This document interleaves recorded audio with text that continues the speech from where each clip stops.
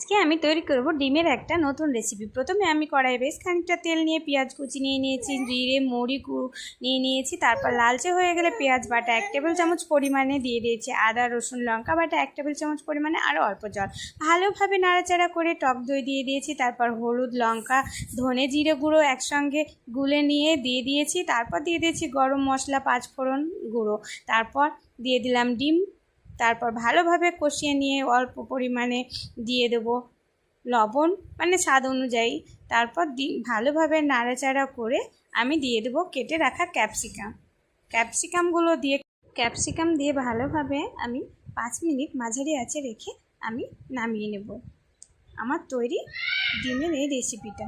দেখুন কেমন হয়েছে।